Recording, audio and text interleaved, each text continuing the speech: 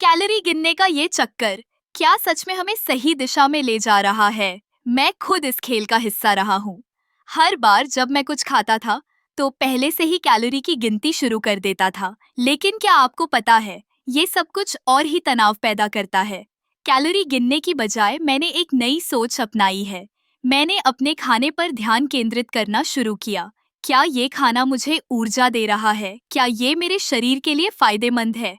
ये सवाल पूछने से मैंने अपने खाने की गुणवत्ता पर ध्यान देना शुरू किया। अब मैं ताजे फल, सब्जियां और साबुत अनाज पर ध्यान देता हूँ। ये चीजें न केवल मुझे तृप्त करती हैं, बल्कि मेरे शरीर को भी पोषण देती है। जब मैंने अपने खाने में बदलाव किया, तो मुझे महसूस हुआ कि मेरा वजन अपने आप संतुलित हो गया। एक और बात, मैंने अपने खाने का समय भी बदल दिया। मैंने छोटे छोटे भोजन करने की आदत डाली। इससे मेरा मेटाबॉलिज्म बेहतर हुआ और मुझे भूख भी कम लगने लगी। जब हम छोटे छोटे भोजन करते हैं, तो शरीर को लगातार ऊर्जा मिलती रहती है।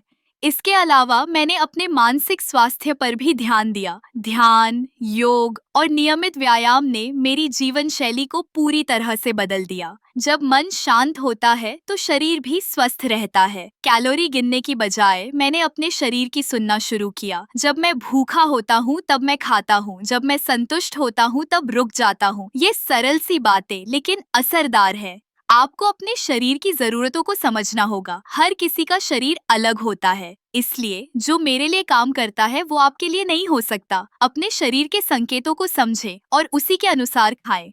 तो अगली बार जब आप खाने के बारे में सोचें, तो कैलोरी की गिनती करने की बजाय अपने खाने की गुणवत्ता और अपने शरीर की जरूरतों पर ध्यान दें। ये न केवल आपको स्वस्थ बनाएगा, बल्कि आपको खाने का असली मजा भी देगा।